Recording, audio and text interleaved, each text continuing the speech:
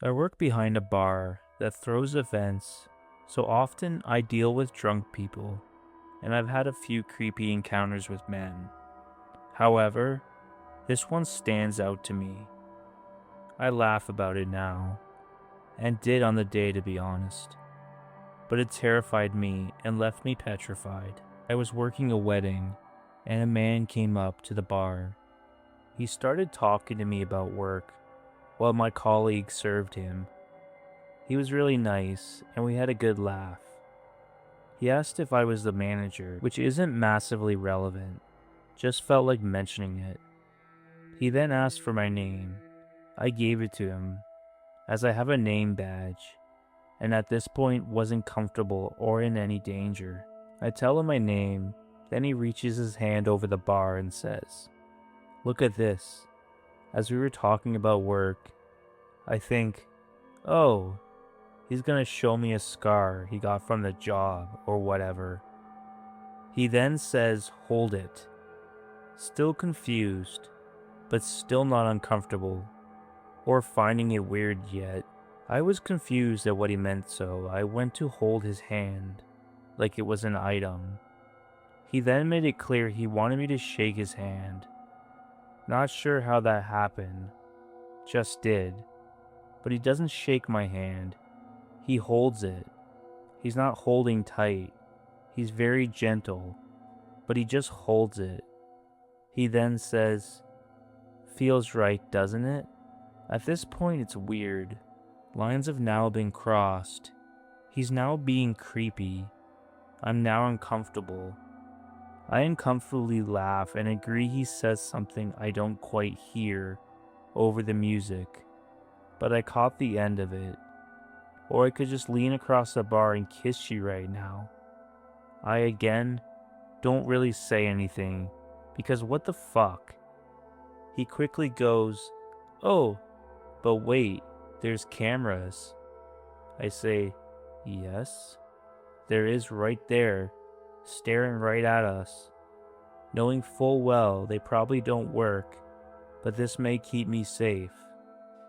My colleagues are right beside me the whole time, but they don't really know what's happening as they can't hear him. He then tells me to meet him outside. I agree, trying to keep myself safe and get this situation over with. He's still got a hold of my hand, may I add. He says, "You probably won't though, will you?" I deny and say I definitely will meet him again, unsure of what to say, unsure of what he may do if I say no. He finally leaves after a bit more of him saying to meet him outside, and I quickly turn to my coworkers and loosely explain.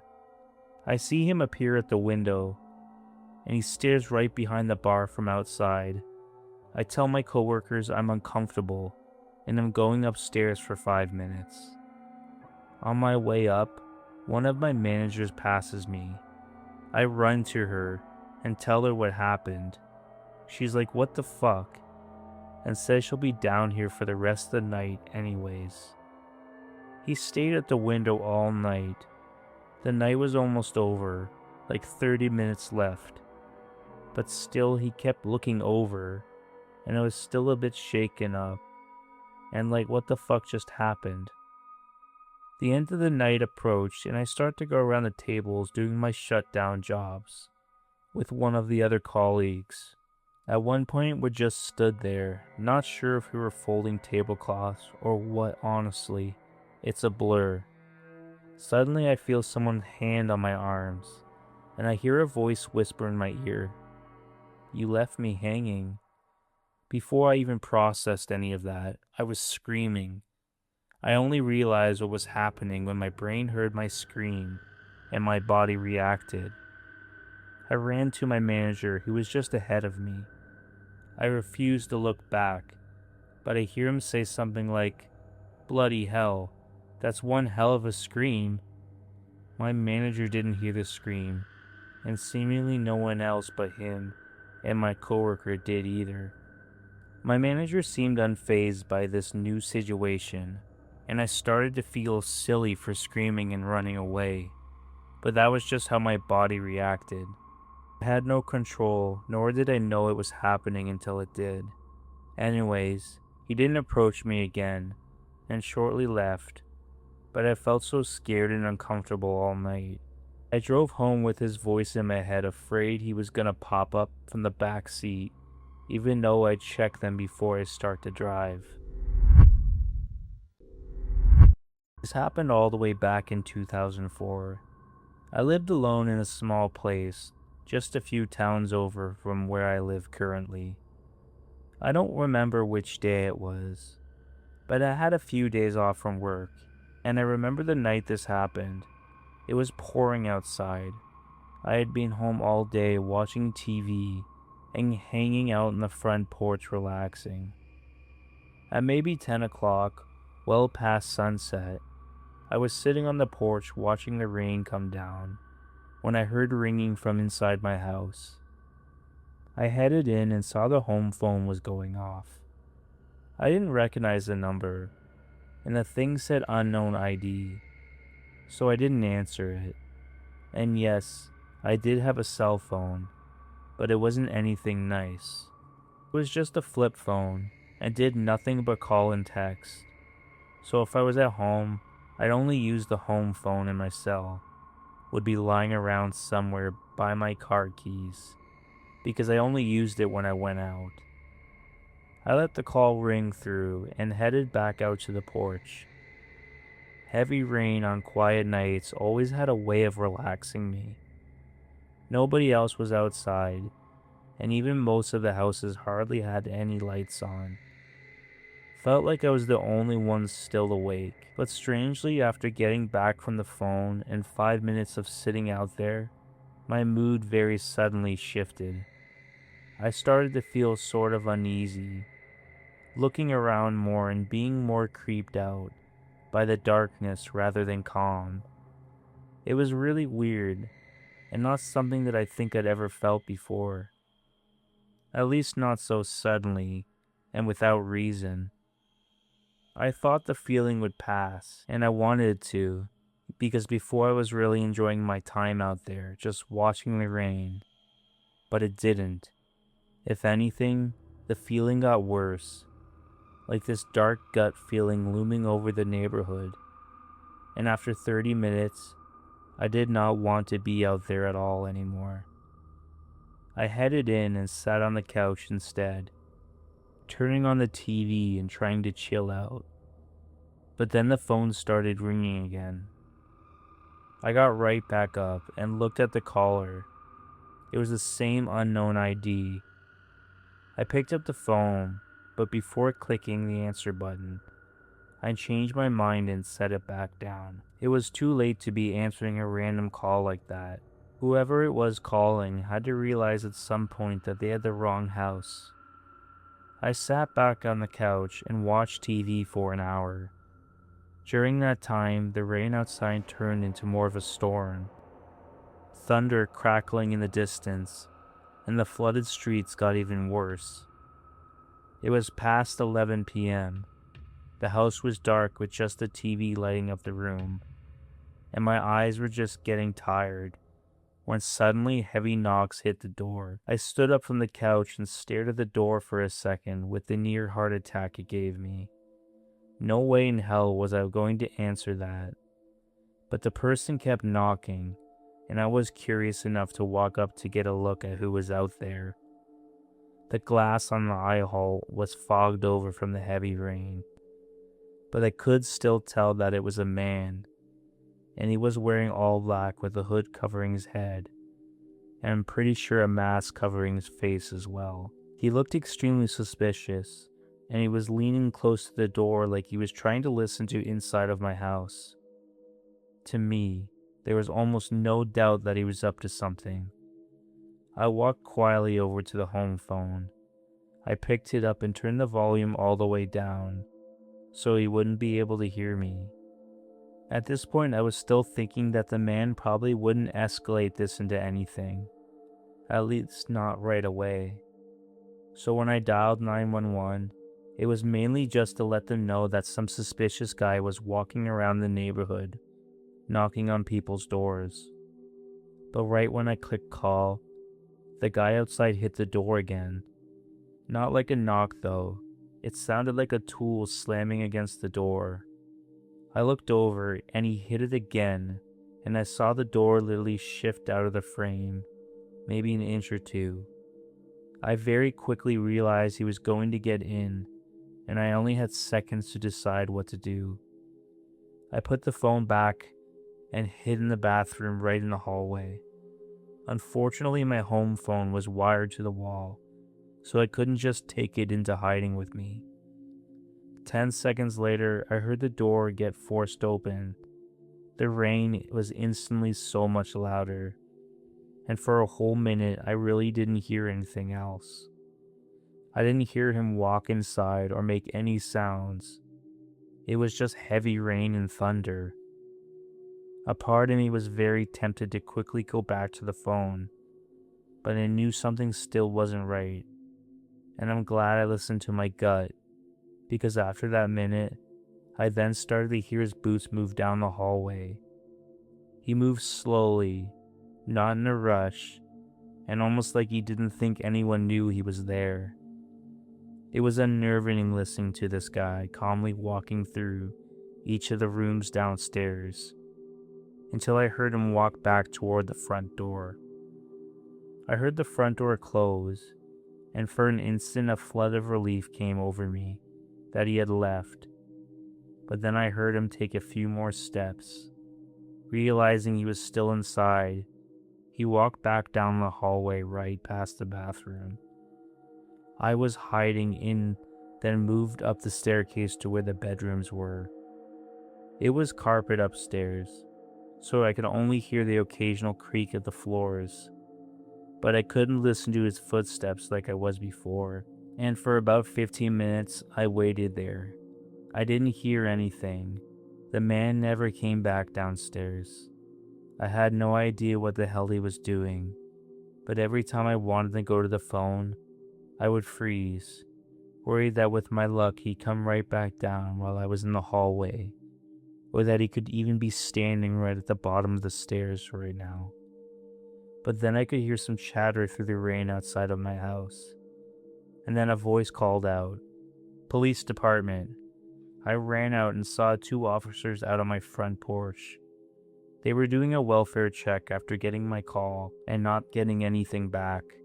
I quickly explained that someone was upstairs, and they went up and supposedly the man had no idea the police were there. When they got up to the main bedroom, the officers found him laying on the bed, just relaxing, and he even had a set of knife and gun down on the dresser by the bed, like he was making himself at home. They took him out obviously and tried to question him, because I think it was pretty clear he wasn't just there to rob me, and had some weird, likely harmful intentions. But he wouldn't cooperate, and they could only get him for armed breaking and entering. I never even got an answer as to whether it was a deliberate attack on me, or if I was just an unlucky victim. Being over 2 decades now without another incident, I assume it was the latter, but it doesn't take away from how terrifying it all was. Had I answered one of the calls or answered the door, or just been found by him, there's no saying how that night would have ended. Just a little background, I haven't really written anything on Reddit, only some video game posts, so I apologize for any mistakes. Anyway, I want to spread awareness to be careful with who you meet in college. I'm currently a college student starting my 3rd year soon. In my first year, there was a guy in a lot of my classes. I'll call him Jim for the sake of backlash. I'm currently 20, but when I met Jim I was 18. Later finding out he was 24.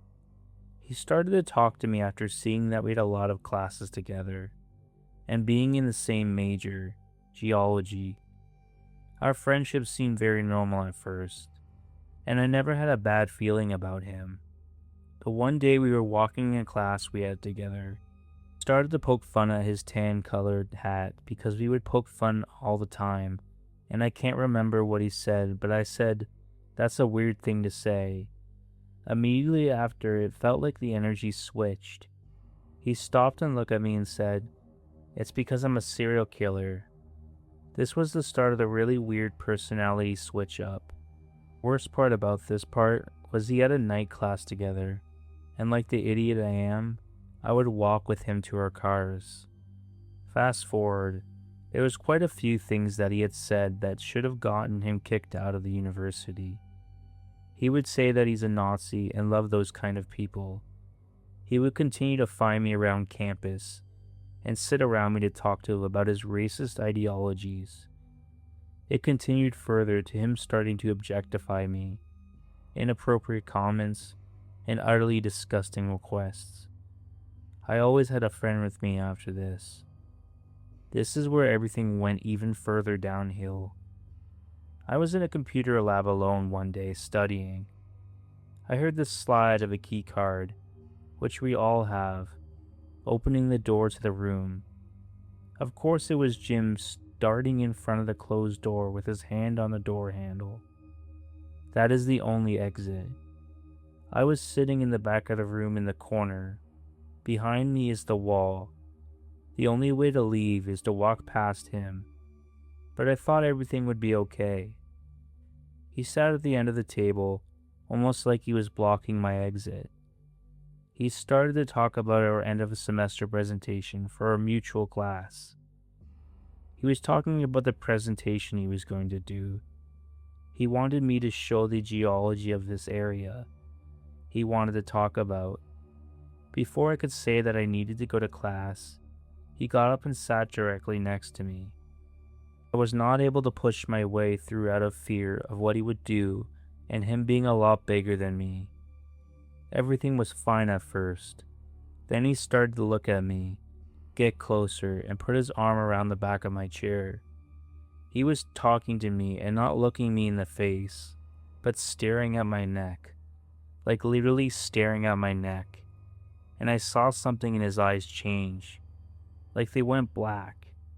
This went on for minutes until he started to get almost restless, like he really wanted to do something. Whatever that was, I had this overwhelming sick feeling that he was going to strangle me or try to hurt me. I got up and shoved my way through as hard as I could and booked it out of that room. I knew he wanted to hurt me. I feel like my gut instinct saved me from that situation. I practically ran to my next class, bawling my eyes out. I ended up not going to the class and went home. He had never tried anything that ballsy. Days after, I was told by many people that he was looking for me, and for whoever he was talking about me to tell him where I was. This is when I reported everything. The racist remarks, the sexual harassment, him tracking me into the corner of a class. Of course, nothing came out of it. The school told me, because nothing really physical happened, that they can't do anything about that situation. Through this person was actively looking for me. They told me just to call the police and not try to ruin a random guy's life. This caused a huge distrust in already established relationships and new ones. This also caused me not easily make new friends.